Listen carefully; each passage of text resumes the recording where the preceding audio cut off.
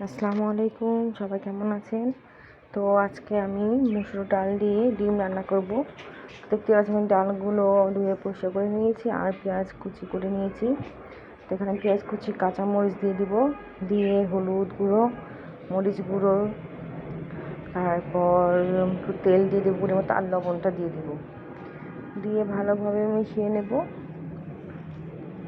তো সবগুলো দিয়ে দিলাম। এখন আমি একটু মাখিয়ে নেব।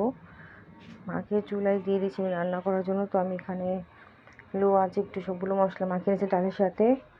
তো মাখানো হয়ে গেলে আমি এখন একটু পানি দিয়ে দেবো ডাল রান্না করার জন্য। আর সাথে দেখতেই পাচ্ছেন আমার ছেলে আমার জন্য আমরা আর পেয়ারা ভর্তা এনেছে। আর আমি এখানে ডিমগুলো ভেজে নিচ্ছি। আপনাদের পরিমতো ডিমগুলো ভেজে নেবেন যেটুকু লাগে। তো আমি এখানে ডিমগুলো ভেজে নেব। ভেজা হয়ে গেলে আমি এখানে টুকরো করে নেব ডিমগুলো। আর এখানে দেখতে পাচ্ছেন আমি বড় সাইজের একটা করলা নিয়েছি। তো এখানে আমি একটু হলুদ গুঁড়ো, মরিচ গুঁড়ো আর লবণ দিয়ে মাখিয়ে রেখেছি। তারপর আমি এটা এখানে প্যানে বসিয়ে দেব। আর এর সাথে ডিম, আজকে ডিম দিয়ে আমি এটা রান্না করব। তো প্যানে তেলটা আমি অল্প দিয়েছি করলাগুলো হালকা ভেজে নেওয়ার জন্য। আর এখানে দেখতেই পাচ্ছেন আমার ডালটা অলরেডি রান্না হয়ে গেছে। তো আমি এখন এখানে ধনিয়া পাতা কুচি দিয়ে দেবো, দিয়ে লবণটা দেখে নেব। তো এখন আমি ভালোভাবে নাড়াচাড়া করে এখন ডিমগুলো দিয়ে দেবো। তো আমি একে একে সবগুলো ডিম দিয়ে দিচ্ছি। আর ডালটা আমার বলক চলে আসছে সুন্দর। তো আমি এখন এখানে ডিমগুলো দিয়ে ভালোভাবে রান্না করে নেব।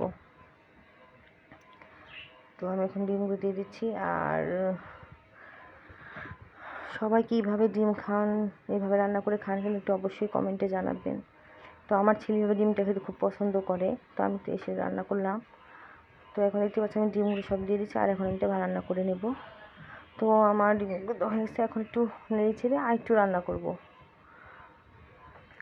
তো আমি এখানে রান্না করে নিচ্ছি। আর এখানে সেই সাথে আমি ডিমগুলো করলাম ভেজে দিয়েছিলাম চামচ দিয়ে যাতে বাইরে পড়ে না যায়। তারপর একটু বাইরে পড়ছে। তো আমি এটা ভাপে দিয়ে দিয়েছিলাম। আর এই দেখতে পাচ্ছিলাম আমার রান্নাটা ডিম দিয়ে ডাল। তো আমার রান্নাটা যদি ভালো লাগে থাকে অবশ্যই লাইক, কমেন্ট, শেয়ার করে পাশে থাকবেন। আল্লাহ হাফিজ।